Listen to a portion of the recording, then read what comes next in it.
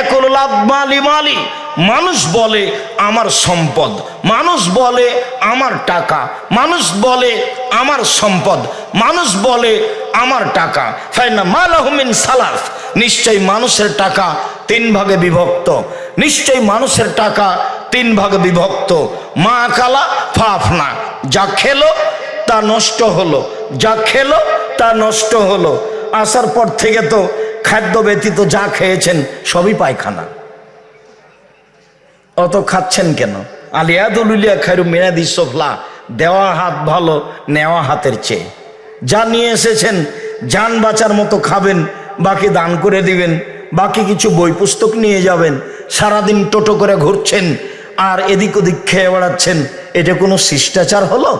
রাসূল সাল্লাল্লাহু আলাইহি সাল্লাম বলেন, মা কালা ফাফনা, যা খেলো তা নষ্ট করলো। ও মালাবে সাফাবলা, যা পরলো তা পুরাতন করলো। কাপড় চোপড় যা পরবেন তা পুরাতন হয়ে যাবে। ও মা আতা ফাক্তানা, যা দান করলো তা জমা হয়ে গেল, পরে পাওয়া যাবে। যা দান করলো তা জমা হয়ে যাবে, পরে পাওয়া যাবে। এই যে মানুষের সম্পদ তিন ভাগে বিভক্ত। ওমা সেবা দালেকা, এ ব্যতীত যা টাকা পয়সা থাকবে তাই বলেন নাস, তা মানুষে ভাগ করে নিবে, তা আপনার নয়। ছেলেরা মামলা করে ভাগ করে নিবে, মারামারি করে ভাগ করে নিবে। আমার দুই চোখের নিজের দেখা, আমাদের গ্রামে বাপ মরার পরে জমি জায়গা ভাগ করলো, ভাগ করতে করতে ঢেঁকিটা কেটে ভাগ করে নিয়েছে। আল্লাহর নবী বলছেন মানুষের সম্পদ তিন ভাগে বিভক্ত। এই ছেলেরা, বারান্দা দাঁড়িয়ে আছো তোমরা না অন্য কেউ? দেখো তো বড় ছেলেরা কোথায়? ঘরের ভিতর কেউ আছে নাকি? তোমরা কি করছো? বারান্দায় কেউ থাকতে পাবে না, ঘরে কেউ থাকতে পাবে না। সম্মানিত দিনী ভাই বোন, রাসূল সাল্লাল্লাহু আলাইহি সাল্লাম বলেন, পৃথিবীর মানুষ শুনে রেখো, মানুষের সম্পদ তিন ভাগে বিভক্ত। এক, যা খেলো তা নষ্ট হলো, তা হলো পায়খানা। দুই, যা পরলো তা পুরাতন হলো, তা ছিঁড়ে শেষ হলো, তা কাপড় চোপড়। তিন, অমাতা ফাক্তানা, যা দিল তা আল্লাহর রাস্তায় জমা হয়ে গেল, পরকালে পাওয়া যাবে, বিনিময় অনেক বড়। রাসূল সাল্লাল্লাহু আলাইহি সাল্লাম শেষে বললেন, অমা সেওয়া দালেকা, এ ব্যতীত যা অর্থ সম্পদ থেকে গেল তা মানুষের কাছে চলে যাবে, মানুষ তা ভাগ করে নিবে। প্রয়োজনে মারামারি করে, প্রয়োজনে মামলা করে। জমি জায়গা নিয়ে মানুষের মামলা হয়েছে, অর্থ সম্পদ নিয়ে মানুষ মামলা করে। দুই ভাই দুই দিকে কাঠগড়ায় দাঁড়িয়ে আছে, পৈতৃক সম্পত্তির ভাগ নিয়ে গন্ডগোল হয়েছে, তাই এক ভাই আর এক ভাইকে মেনে নেয় না। সম্মানিত দিনী ভাই বোন, এটাই হচ্ছে অর্থ সম্পদের ফলাফল। আবু হুরায়রা রাদিয়াল্লাহু তাআলা আনহু বলেন, রাসূল সাল্লাল্লাহু আলাইহি সাল্লাম একদা বললেন, মান মা মিনকুম আই ইহুব্বু ইনদাহু মালা ওয়ারিসিহি মিন মালিহি, তোমাদের মধ্যে কে আছে এমন যে উত্তরাধিকার সূত্রে যে সম্পত্তি আছে, যে সম্পদ আছে, সেইটাকে ভালোবাসে নিজের সম্পদের চেয়ে? বলো তো সঙ্গী সাথী, তোমাদের কে এমন আছে যে উত্তরাধিকার সূত্রে যে সম্পত্তি পাওয়া যাবে, সম্পদ পাওয়া যাবে, সেইটাকে ভালোবাসে নিজের সম্পদের চেয়ে? সাহাবীগণ বললেন, মা মিন্না আহাদুন, আমার মধ্যে কেউ নেই, আমরা কেউ উত্তরাধিকারী সম্পদকে প্রাধান্য দিই না নিজের সম্পদের চেয়ে।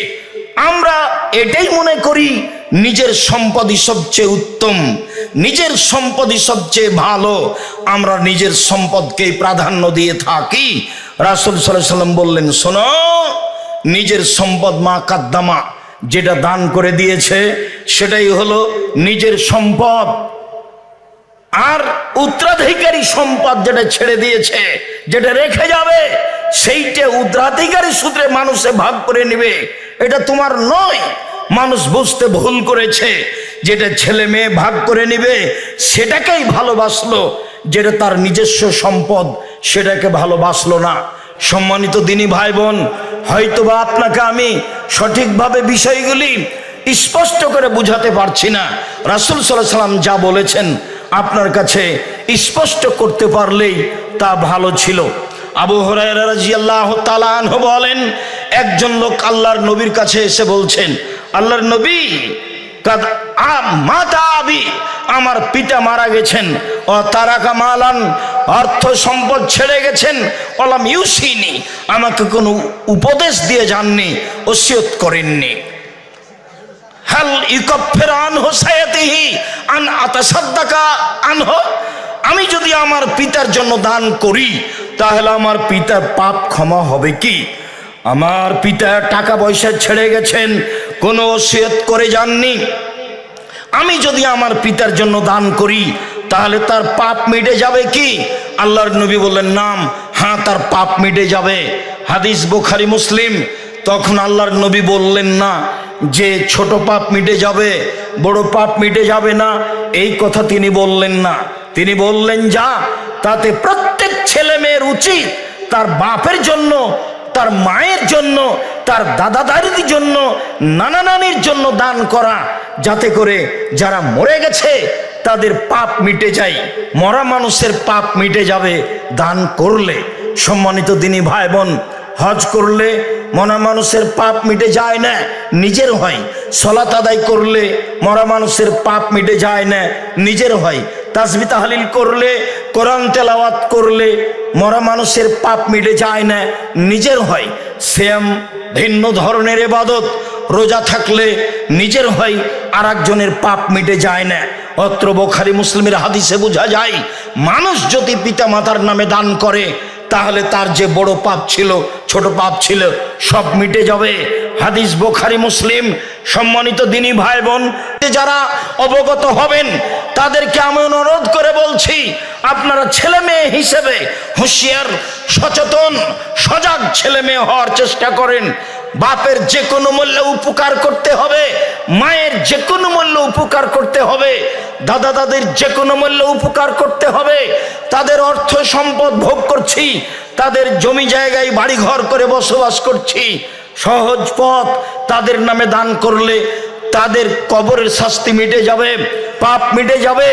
এই কথা মুহাম্মদ সাল্লাল্লাহু আলাইহি সাল্লাম বলেন। আবু হুরায়রা, আয়েশা রাদিয়াল্লাহু তাআলা আনহা বলেন, একজন লোক এসে বলল, আল্লাহর নবী, কাদ উফতিলাতাত উম্মি, আমার মা হঠাৎ মারা গেছেন, লাউ তাকাল্লামাত তাসাদ্দাকাত, আমার মা কথা বলতে পারলে দান করতেন।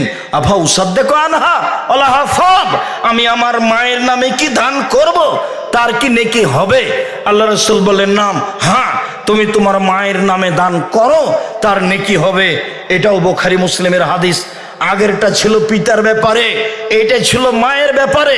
দুই হাদিসই বুখারী মুসলিমের হাদিস। সম্মানিত দিনী ভাই বোন, বিষয়গুলি আমাদের জন্য অতীব জরুরি।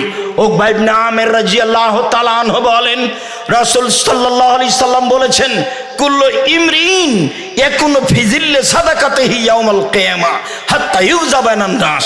অবাক হতে হয় এই হাদিসের অনুবাদ শুনলে, অবাক হতে হয় এই হাদিসের অনুবাদ শুনলে।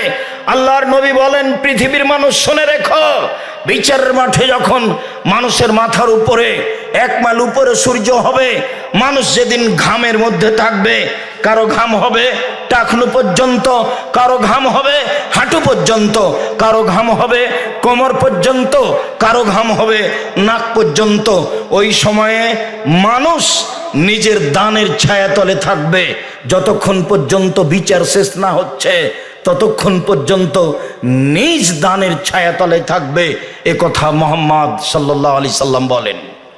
উকবা ইবনে আমির রাদিয়াল্লাহু তাআলা আনহু বলেন, রাসূল সাল্লাল্লাহু আলাইহি সাল্লাম বলেছেন, ইন্নাস সাদকাতা তুদফু আন আহলিহা হারাল কবুরে, নিশ্চয় দান কবরবাসীর শাস্তিকে মিটিয়ে দেয়, বন্ধ করে দেয়। অত্র হাদিস প্রমাণ করে যে আপনি যদি আপনার পিতামাতার নামে দান করেন, দাদা দাদির নামে দান করেন, তাহলে আপনার পিতামাতার দাদা দাদির কবরের শাস্তি বন্ধ হয়ে যাবে। এ কথাই মুহাম্মদ সাল্লাল্লাহু আলাইহি সাল্লাম বলেন। ইবাদতের জগতে সবচেয়ে শক্তিশালী, ক্ষমতাধর, পাওয়ারফুল ইবাদত হলো দান। দানের চেয়ে পৃথিবীতে শক্তিশালী, পাওয়ারফুল, ক্ষমতাধর কোনো ইবাদত নেই। সম্মানিত দিনী ভাই বোন, কি দিয়ে আপনাকে আমি বুঝাই? আল্লাহর নবী বলছেন আস-সাদকাত বুরহান, দান হলো দলিল। বিচারের মাঠে আপনি বলবেন আমি জান্নাত পাবো। আল্লাহ যদি বলেন, ফেরেশতা যদি বলেন কেন, কিভাবে, তখন আপনি বলবেন আমার প্রমাণ রয়েছে। যেমন বলেন এই জমি আমার, দলিল আছে আমার, এই বাড়ি আমার, দলিল আছে আমার। বিচারের মাঠে আপনি বলবেন জান্নাত পাবো আমি, তার দলিল আমার কাছে আছে।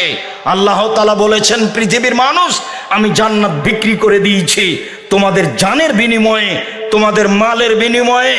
অর্থ সম্পদ আল্লাহর পথে দান করো, বিনিময়ে আমি তোমাদের জান্নাত দিয়ে দিয়েছি।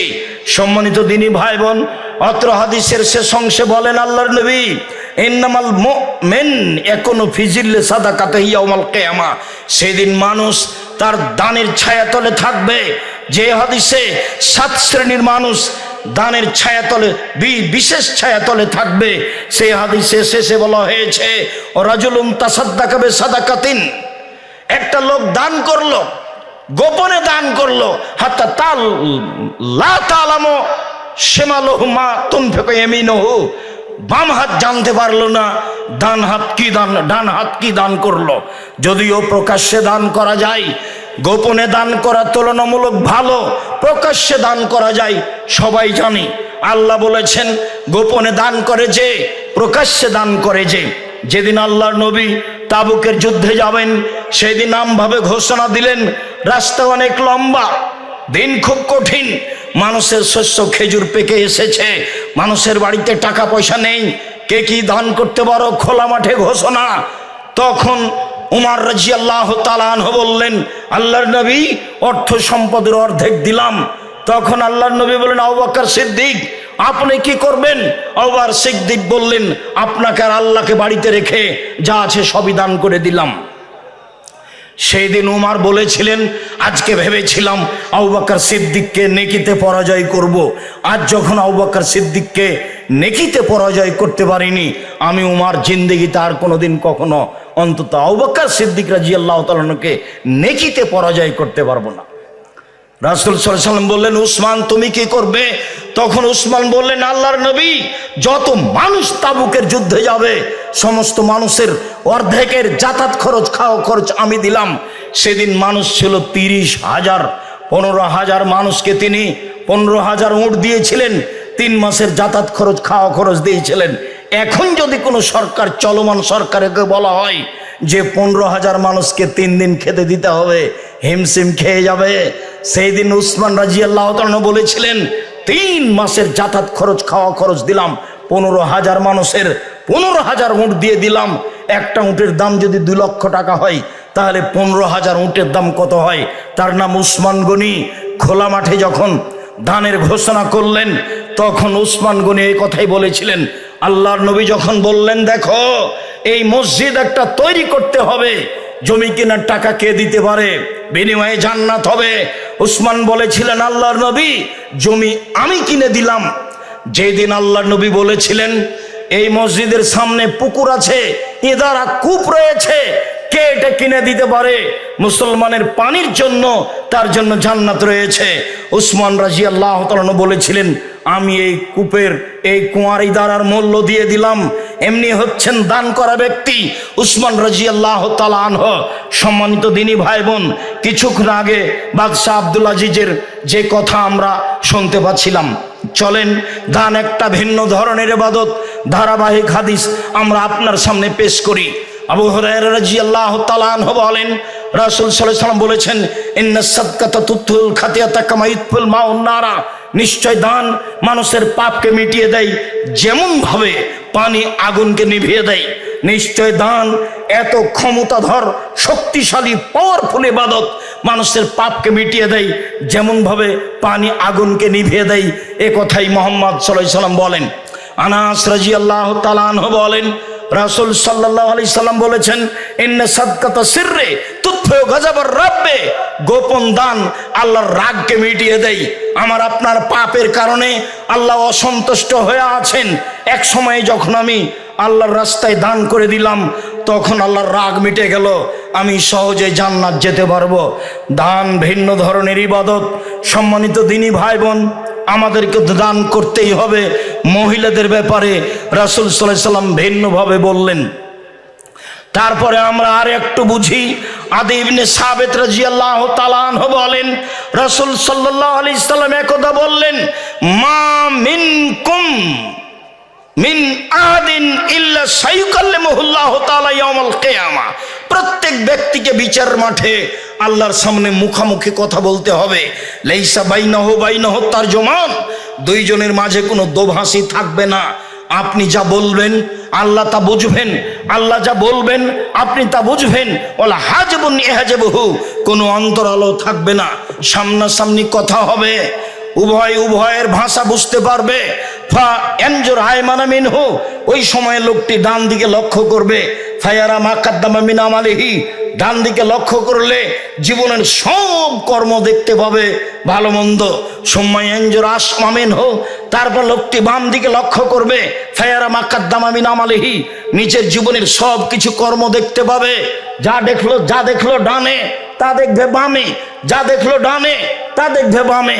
সময় এনজুর বাইনা ইয়াদাইহি ফাল ইয়ারান্নার তিলকা ওয়াজহিহি, এবার সামনের দিকে লক্ষ্য করবে, লক্ষ্য করলেই দেখবে জাহান্নাম, লক্ষ্য করলেই দেখবে জাহান্নাম। তখন আল্লাহর নবী বললেন, পৃথিবীর মানুষ ফাত্তাকুন নারা ওয়ালাউ বিশিক্কি তামারাতিন, পৃথিবীর মানুষ তোমরা জাহান্নাম থেকে বাঁচো দান করে, তোমরা জাহান্নাম থেকে বাঁচো দান করে, তোমরা জাহান্নাম থেকে বাঁচো দান করে। কম থেকে কম, কম থেকে কম, বেশি থেকে বেশি, কম থেকে কম। খেজুরের বীজের ওপরে যে সাদা ছালটা থাকে একেবারেই চিকন, এই পরিমাণ হলেও দান করে জাহান্নাম থেকে বাঁচো। হাদিস বুখারী মুসলিম। কি দিয়ে আপনাকে আমি বুঝাই, দানই হচ্ছে জাহান্নাম থেকে বাঁচার ভিন্ন ধরনের মাধ্যম, একেবারেই নগদ মাধ্যম। বললেন ডান দিকে দেখলো কর্ম দেখলো, বাম দিকে দেখলো কর্ম দেখলো, সামনের দিকে দেখলো জাহান্নাম দেখলো। এই পর্যন্ত বলতে বলতেই আল্লাহ রাসূল বলছেন, পৃথিবীর মানুষ তোমরা জাহান্নাম থেকে বাঁচো দান করে। খেজুরের বীজের ওপরে যেই একেবারে চিকন ছালটা রয়েছে এইটা সমপরিমাণ হলেও, যার কারণে আমি ছাত্র শিক্ষক কর্মচারী সবাকেই বলি, জুমার দিন যখন সামনে দিয়ে কয়টাটা যায়, তখন 5 টাকা হোক 2 টাকা হোক 1 টাকা একটা কয়েন হোক, ও যেন সামনে দিয়ে ফিরে না যায়। আলিয়াদুলিয়া খারমিনাদিস সুফলা, আল্লাহ রাসূল বলছেন দেওয়া হাত ভালো নেওয়া হাতের চেয়ে। বুখারী মুসলিম, দেওয়া হাত ভালো নেওয়া হাতের চেয়ে। কয়টাটা সামনে দিয়ে খালি পার হয়ে যাবে এমনটা যেন হয় না কারো। এই ব্যাপারে তিনি ঘোষণা দিলেন রাসূল সাল্লাল্লাহু আলাইহি সাল্লাম জনগণের সামনে। সম্মানিত দিনী ভাই বোন, আবু সাঈদ খুদরি রাদিয়াল্লাহু তাআলা আনহু বলেন, একদা আল্লাহর নবী ঈদের মাঠে গেলেন। ঘটনা ঈদুল আজহা না ঈদুল ফিতর এমনটা কিছু হবে। মানুষের সামনে সালাত আদায় করার পরে এবার তিনি মহিলাদের সামনে গেলেন। মহিলাদের সামনে গিয়ে বলছেন, ইয়া মাশারান নিসা তাসাদ্দাকনা ফাইন্নী উরিতুকুন্না আকসারা আহলিন নারে, হে মহিলারা তোমরা দান করো, আমি তোমাদের অধিক অংশই দেখছি জাহান্নামে। জাহান্নাম বলতে নারী আর নারী, জাহান্নাম বলতে নারী আর নারী, জাহান্নাম বলতে নারী আর নারী, জাহান্নাম বলতে নারীকেই বুঝায়। অতএব তোমরা দান করে জাহান্নাম থেকে বাঁচো। এই কথা বলতে বলতে অন্য বর্ণনায় বলছেন, অমিন হলিয়ে কুন্না, যদি হাতে টাকা না থাকে তাহলে গলায় কানে হাতে যা কিছু গয়না আছে, যা কিছু কানের দুলবালা আছে, তাবিজ আছে, যা কিছু আছে সব দান করে দাও জাহান্নাম থেকে বাঁচার জন্য। এই কথা মুহাম্মদ সাল্লাল্লাহু আলাইহি সাল্লাম বললেন মহিলাদের সামনে বক্তব্য দিতে গিয়ে। সম্মানিত দিনী ভাই বোন, আমি বক্তব্যের এক পর্যায়ে এসে বলছি, আমরা জামিয়া সালাফিয়া পরিচয় আপনাদের সামনে সব সময় দিয়ে থাকি। এই ভিত্তিতেই আজকে আপনাদের দান করতে বলবো ইনশাআল্লাহ। মনে রাখতে হবে, শিরক মুক্ত প্রতিষ্ঠান জামিয়া সালাফিয়া, বিদাত মুক্ত প্রতিষ্ঠান জামিয়া সালাফিয়া, দল মুক্ত প্রতিষ্ঠান জামিয়া সালাফিয়া, সংগঠন মুক্ত প্রতিষ্ঠান জামিয়া সালাফিয়া, হিংসা মুক্ত প্রতিষ্ঠান জামিয়া সালাফিয়া। শিক্ষা অঙ্গনে, শিক্ষা মানে আয়াতনে দেশের সবচেয়ে বড় প্রতিষ্ঠান জামিয়া সালাফিয়া। আলহামদুলিল্লাহ, যা আপনারা দেখছেন এটার এরিয়াই সবচেয়ে বড়। সাথে সাথে গত বছর যে বলেছিলাম যে 1 স্কয়ার ফিট সমান 5,000 টাকা দিতে হবে এই মসজিদ তৈরিতে।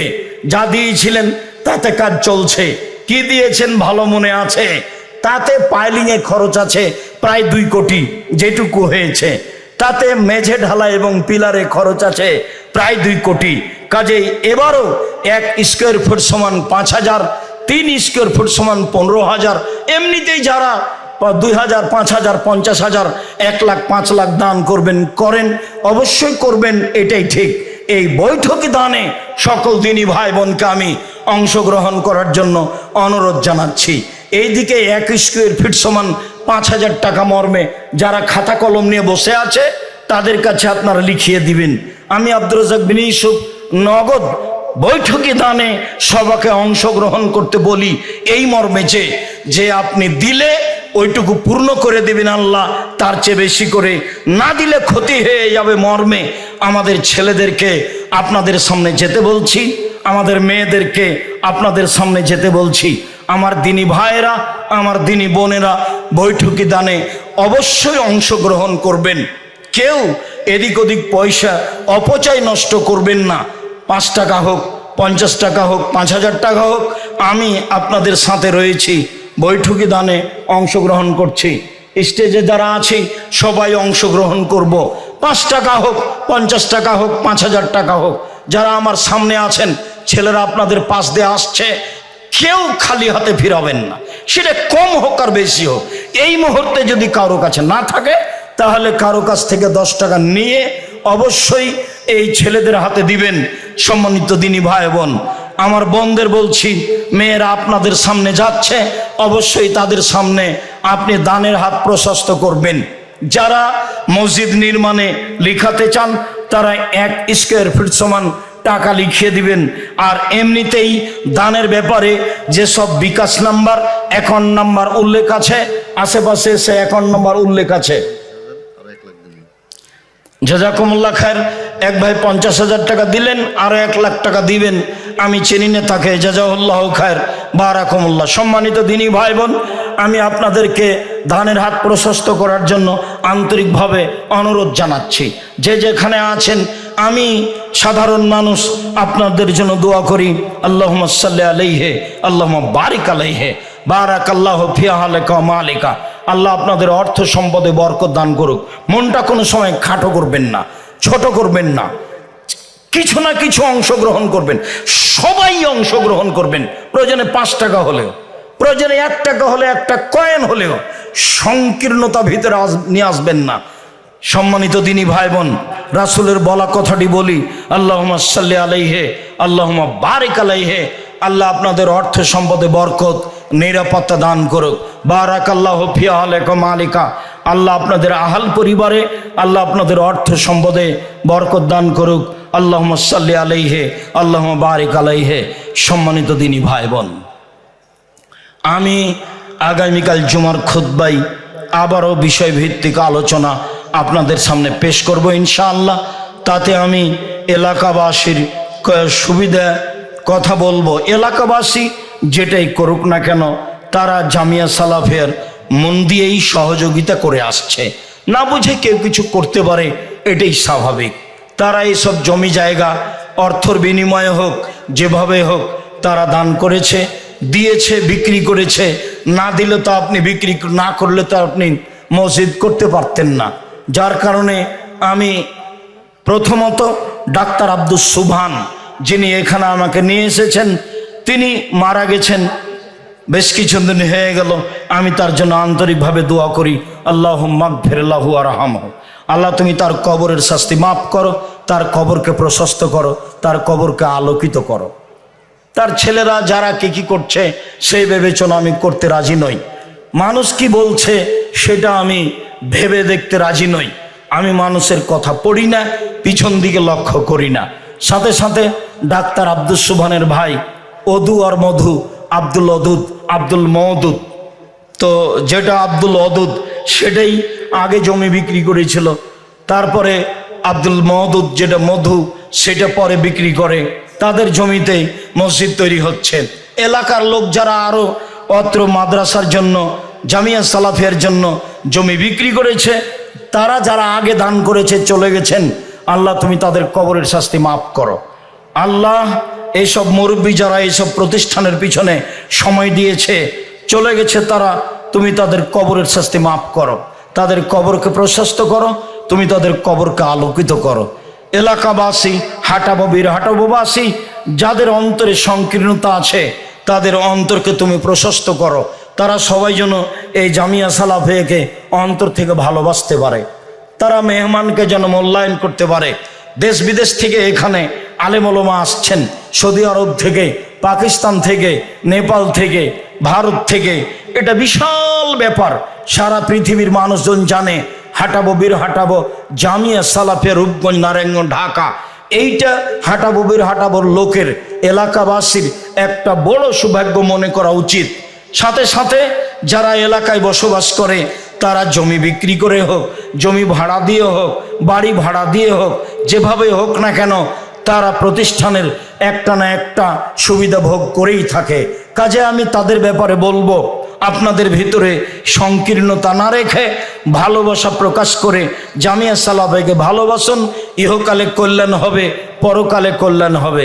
যাদের ভিতরে সংকীর্ণতা আছে, মর্মে কিছু করে থাকে বলে থাকে, আমি তাদেরকেও হেদায়েতের জন্য বলছি, আল্লাহকে আল্লাহ তুমি তাদের হেদায়েত করো। দেশবাসী, এলাকাবাসী, সারা পৃথিবীতে যারা যেখানে আছে, যারা আমার সামনে আছেন, অনলাইনে যারা আছেন, যারা সময়ের গতিতে অবগত হবেন, আমি তাদের বলে রাখছি, আমি আব্দুর রাজ্জাক বিন ইউসুফ মানুষের জমি জোর করে দখল করিনি, মানুষের জমি জোর করে দখল করে সেই জমিতে মসজিদ তৈরি করিনি।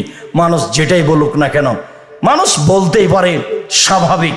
যার জমি আছে পড়েই আছে, জমি কিনিনি সেখানে কিছু করেছি, এমনটা কাজ আমি আব্দুর রাজ্জাক বিন ইউসুফ করি না, করবও না।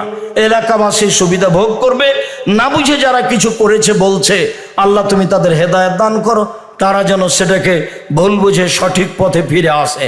আমি তাদের জন্য কল্যাণের ব্যাপারে দোয়া করি।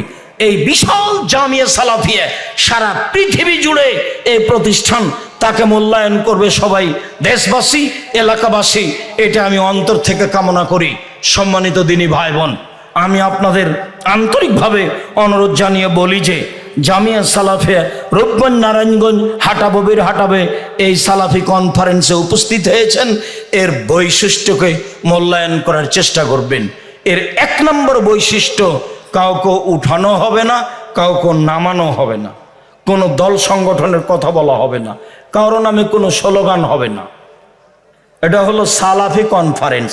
সাহাবী তাবিদের নীতিতে গড়ে ওঠা একটা দিন প্রচার করার বড় মাধ্যম। সাহাবী তাবিদের নীতিতে গড়ে ওঠা দিন প্রচারের একটা বড় মাধ্যম। এক নম্বরে মনে রাখবেন, এখানে কাউকে উঠানো হয় না, এখানে কাউকে নামানো হয় না, এখানে কারো নামে স্লোগান হয় না। একমাত্র আল্লাহকে সন্তুষ্ট করার জন্য এসেছি, একমাত্র আল্লাহকে সন্তুষ্ট করার জন্য বিষয়ভিত্তিক আমরা আলোচনা করি মর্মে এদিক দিয়ে সালাফি কনফারেন্সকে মূল্যায়ন করো। তো এদিক ওদিকে না ঘুরে সম্ভবপর বসে থেকে আলোচনা শোনার চেষ্টা করবেন। সম্ভবপর যা টাকা পয়সা নিয়ে এসেছেন তা দান করার চেষ্টা করবেন, সাথে সাথে কিছু বই পুস্তক নিয়ে যাওয়ার চেষ্টা করবেন। সবাই অবগত আছেন, আব্দুর রহমান বলেছে, উত্তরবঙ্গের সেই মহিলা বেগম রোকিয়া বই লিখেছে, অবরোধবাসিনী, মানে মহিলাদেরকে অবরোধ করা হয়েছে, তারা বাড়িঘর থেকে বের হতে পারবে না। অবাক কথা, বের হতে পারবো না মানে? আমরা তো যেতে পারি শ্বশুর বাড়ি, যেতে পারি বাপের বাড়ি, যেতে পারি ডাক্তারের কাছে, যেতে পারি প্রয়োজনে হাটে বাজারে, জরুরি প্রয়োজন হলে আমরা তো বাড়ি থেকে বের হতে পারি, আল্লাহ অনুমতি দিয়েছেন। তো আমরা অবরোধবাসিনী হলাম কিভাবে? তাই বই লেখা হয়েছে, কেন হব অবরোধবাসিনী। আমি আপনাদের একটা দৃশ্য নকল করি বেগম রোকিয়ার, কথার কথা। আপনাদের এলাকায় ময়মনসিংহের বড় স্টেশন, ট্রেন স্টেশন মাস্টার একদিন প্ল্যাটফর্ম দেখতে যাচ্ছেন, দেখি তো কোথায় কি আছে। দেখছেন এক জায়গায় বেশ কিছু বস্তার মতো মনে হচ্ছে, উপরে কাপড় চাপানো আছে, কাপড় দিয়ে ঢাকা আছে। ঘটনা কি? ময়মনসিংহের পরহেজগার মহিলারা হজ করতে যাবে, তারা ময়মনসিংহ থেকে ঢাকা আসবে, ঢাকায় বিমানে জিদ্দে যাবে, হজ করতে যাবে। তারা দেবর ভাসুরকে বলেছে, শোনো আমাদের পর্দার ব্যাঘাত ঘটে, এ করো, আমরা 5-6 জন মহিলা আছি, উপরে আমাদের চাদর বিছিয়ে দাও, যাতে করে পর্দা ভালো হবে। এইবার স্টেশন মাস্টার এসে মনে করছে কিসের বস্তা এগুলি, তখন লাথি মেরে দেখছে কি বস্তা এগুলো, কি বস্তা। বেগম রোকেয়া পর্দাকে লাথি মেরে দেখাচ্ছে। আপনাকে ভালো লাগে, আমাকে ভালো লাগে না। আপনার কাছে শিক্ষিত মানুষ, আমার কাছে কোনোদিনও শিক্ষিত মানুষ নয়। রবীন্দ্র ঠাকুর জাতির শত্রু, বাঙালিদের শত্রু, মুসলমানের শত্রু। ভারত বাংলাদেশ পাকিস্তানের সবচেয়ে বড় দালাল রবীন্দ্রনাথ ঠাকুর। যেদিন আমাদের জাতি দিনী ভাই বোন জেল হাজতে থাকা ইংরেজদের হাতে, সেই দিন রবীন্দ্রনাথ ঠাকুর লন্ডনে গিয়ে সে আনন্দ ফুর্তি করে। সেই ঠাকুর দিন রাত বলে, ওমা তোমার আকাশ, ওমা তোমার বাতাস, ও কালিমা তোমার আকাশ, ও কালিমা তোমার বাতাস, এই স্লোগান রবি ঠাকুর দেয়। আর তার গান আমাদের ছেলে মেয়েরা বলে। শুনুন, ছেলে মেয়েকে জন্মের পরেই মুশরিক বানাচ্ছেন। আপনার চলে, আমার চলে না। আমি এটা কোনো সময় চাইনি। আমি বলেছিলাম আজ থেকে নিয়ে 25-30 বছর আগে, তোর বাপের আকাশ, এই কথা আমি বলেছিলাম। আমার নাকি ঠাকুরের মানের হানি করা হয়েছে, তাই সিলেট কোর্টে 5,000 টাকার মামলা করা হয়েছিল। আমি যখন কাঠগড়ায় উঠলাম, তখন আমাকে জজ বলল, আপনি কি পিস টিভির আলোচক? আমি বললাম জি হ্যাঁ। তখন জজ বলল, আপনার মামলাটা খারিজ করে দিলাম। তখনই মামলাটা বাতিল করে দিলেন। এই ঠাকুর আপনার কাছে প্রিয় হতে পারে, আমার কাছে কখনো হয়নি। ও বাঙালিদের শত্রু, ও মুসলমানের শত্রু, ও ঢাকা বিশ্ববিদ্যালয়ের শত্রু, ও সারা দেশের মানুষকে দিন রাত মুশরিক বানাচ্ছে। ও বলছে, ও কালিমা তোমার আকাশ, ও কালিমা তোমার বাতাস। আমি এটা বলতে পারি না। আপনার ছেলে মেয়ে কিভাবে বলছে? আমি বলেছি 1971 সাল থেকে নিয়ে এখন পর্যন্ত এ দেশে কোনো শিক্ষিত মানুষ শিক্ষামন্ত্রী হয়েছে এটা আমার জানা নাই। আমার মনে বড় সাধ, এই দেশের মাটিতে আমি উন্নত মানের প্রতিষ্ঠান গড়বই গড়ব ইনশাআল্লাহ, যেখানে ছেলে মেয়ে বাংলা, ইংরেজি, আরবি উন্নত মানের শিক্ষা অর্জন করে জাতির অন্যায়ের বিরুদ্ধে লড়বে, মুখে কলমে মিডিয়ায় লড়বে ইনশাআল্লাহ। সেই নীতিতে জীবন বাজি রেখে চেষ্টা চালিয়ে যাচ্ছি ইনশাআল্লাহ। এই চেষ্টাই সফল হবই ইনশাআল্লাহ। 2013 সালের 24 আগস্ট রোজ মঙ্গলবার সকাল 11টার সময় বলেছিলাম, এই কাঁঠাল গাছের নিচে আমার হাতে টাকা নেই, এ কথা সত্য। এখানে প্রতিষ্ঠান গড়বে, এ কথা সত্য। ইনশাল্লাহ গড়বে, নিশ্চিত গড়বে, অবধারিত গড়বে ইনশাল্লাহ। সেই প্রতিষ্ঠান আজকে প্রায় 100 বিঘা জমির উপরে অবস্থান করে। বলুন আলহামদুলিল্লাহ। যেটা আমি সূচনায় বলছিলাম, আমার মনে বড় সাধ, এই দেশের মাটিতে আমি উন্নত মানের প্রতিষ্ঠান গড়বই ইনশাআল্লাহ। তাই বাংলা, ইংরেজি, আরবি ভালো মানের ব্যবস্থা করা হয়। তাই সৌদি আরব থেকে শিক্ষক নিয়ে আসা হয়, তাই ইন্ডিয়া থেকে শিক্ষক নিয়ে আসা হয়। এখন আনুমানিক বেতন লাগে প্রায় 40 লক্ষ। 5,000-এর বেশি ছেলে মেয়ে আছে, 300-র বেশি শিক্ষক শিক্ষিকা আছে। জামিয়া সালাফের আর একটা বড় শাখা আছে, সেটা হলো আদ-দাওয়া ইলাল্লাহ। তারা মসজিদ ভিত্তিক শিক্ষা কার্যক্রম, দাওয়াতি কার্যক্রম পরিচালনা করতে চায়। একবার টেকনাফ থেকে তেঁতুলিয়া পর্যন্ত তাদের লক্ষ্য উদ্দেশ্য। আপাতত 550 মক্তব চালু রয়েছে জামিয়া সালাফের অধীনে। যেমনি ভাবে সারা দেশ জুড়ে জামিয়া সালাফে গড়তে চাই। জামিয়া সালাফে চলমান রূপগঞ্জ, নারায়ণগঞ্জ, ঢাকা। জামিয়া সালাফে চলমান রাজশাহী। জামিয়া সালাফে চলমান দিনাজপুর। জামিয়া সালাফে চলমান বরিশাল। জামিয়া সালাফের জন্য জমি রয়েছে চট্টগ্রামে। জামিয়া সালাফের জন্য জমি রয়েছে কুষ্টিয়ায়। জামিয়া সালাফের জন্য জমি রয়েছে ফেনীতে। জামিয়া সালাফের জন্য জমি রয়েছে যশোরে। জামিয়া সালাফের জন্য জমি রয়েছে ময়মনসিংহে। জামিয়া সালাফের জন্য জমি রয়েছে বগুড়াতে। জামিয়া সালাফের জন্য আরো বাংলাদেশের বিভিন্ন জেলাতে জমি রেজিস্ট্রি নিয়মিত হচ্ছে ইনশাআল্লাহ। দেশ জুড়ে জামিয়া সালাফে গড়বই ইনশাআল্লাহ। সাথে সাথে একবার টেকনাফ থেকে তেঁতুলিয়া সারা দেশ জুড়ে মক্তব পরিচালনা করবো ইনশাআল্লাহ। আমি আপনাদের কাছে 1 নম্বরে যেটা দাবি রেখেছি, একটু খালে সন্তরা আল্লাহকে বলবেন, আল্লাহ তুমি জামিয়া সালাফে কবুল করো। ওপরে যদি কবুল হয় কাজ সহজ, ওপরে যদি কবুল না হয় তাহলে কাজ কঠিন। মর্মে বলি, আল্লাহ আমরা মানুষ, আমাদের কোনো ভুল ত্রুটি থাকলে সেটা তুমি মাফ করো। আমাদের ভুল ত্রুটি দিয়ে জামিয়া সালাফের সহযোগিতা করতে চায় না। তুমি সঠিক পথে পরিচালনা করো, তোমার সন্তুষ্টিতেই বাকি জীবন থেকে জামিয়া সালাফে গড়তে চাই। তোমার কাছে দাবি জানাই, যারা সঠিক আকীদার মানুষ হবে, নিঃস্বার্থপরভাবে তোমাকে সন্তুষ্ট করার জন্য কাজ করবে, পরবর্তীতে তুমি জামিয়া সালাফে তাদেরকে নিয়ে এসে কাজ করতে দিবা, যাতে করে এই জামিয়া সালাফিয়া আল্লাহ তাআলা কিয়ামত পর্যন্ত বহাল রাখে। তুমি যেন কিয়ামত পর্যন্ত বহাল রাখো, এটাই তোমার কাছে জোরালো দাবি রাখছে। যদি কোনো ক্ষতি আমাদের মধ্যে দিয়ে হয়, বুঝতে না পারি, আমরা তোমার দরবারে ফ্রি খিদমত করার চেষ্টা করি। কোনো জায়গাতে ত্রুটি থাকলে আমাদের শ্রম দিয়ে পার করে দিও, আমাদের বিপদগামী করো না।